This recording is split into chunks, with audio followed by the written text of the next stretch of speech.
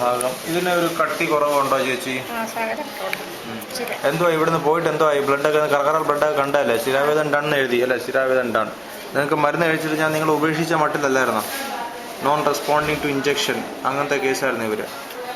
പിന്നെ unsatisfactory feedback, medicine മാത്രം 3 ആഴ്ച. ഇത്രയും മര്യാദക്കെല്ലാം കഴിച്ചിട്ട് പോലും സഹചരാതി, യോഗരാജം, സഹചരാതി, കർപ്പൂരായി തൈലം എന്തെല്ലാം ചെയ്തു, സപ്തസാരമായി, യോഗരാജമായി, എന്നിട്ടൊന്നും അല്ല. ഇപ്പം എങ്ങനെയാ ചേച്ചി മരപ്പും വേദനയാണല്ലോ നമുക്ക് വേണ്ടത്, കുറയേണ്ടതാണ്. അപ്പോൾ ബ്ലഡ് എടുത്തപ്പോൾ എന്തൊക്കെയാ സംഭവിച്ചത്? ചില സമയത്ത് അവിടുത്തെ എന്താ കുറവ്? അവിടുത്തെ ഈ മരപ്പം വേദനയ്ക്ക് കുറവുണ്ട്, ചില സമയത്ത് ചെറുതായിട്ട് വരും, എപ്പോഴും ഇല്ല. പിന്നെ ഇവിടെ ഇങ്ങോട്ട് ഇടയ്ക്കിടയ്ക്ക് ഇങ്ങനെ വേദന വന്നിട്ട് ഈ കൈയുടെ ഇവിടെ മരയ്ക്കുക. ശരി. പിന്നെ അവിടുത്തെ എത്ര കുറവുണ്ട് മരപ്പ്? ഇവിടെ നല്ലപോലെ കുറവുണ്ട്. എത്ര? 25, 50, 75 എത്ര ശതമാനം? 75% നല്ലല്ലേ? എത്ര ദിവസമായപ്പോഴാണ് കുറഞ്ഞു തുടങ്ങിയത്? സാധാരണ ആൾക്കാർ 3-ാം ദിവസം മുതലാണ് കുറവ് പറയുന്നത്. നിങ്ങളുടെ അനുഭവം എങ്ങനെയാണ്?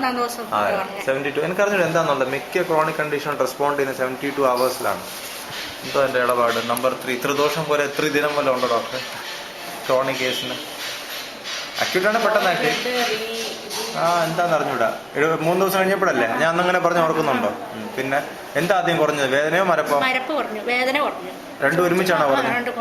ഒരുമിച്ചാണോ പറഞ്ഞത് അല്ലേ? ഇപ്പം കൈ എന്നെ മുറുക്കി വെച്ച്, എൻ്റെ കൈ മുറുക്കിയ ഗ്രിപ്പുണ്ട്. മരുന്ന് നിർത്തിയിരിക്കുമായിരുന്നു നമ്മള്, കഴിച്ചുകൊണ്ടിരിക്കുവായിരുന്നു അല്ലേ?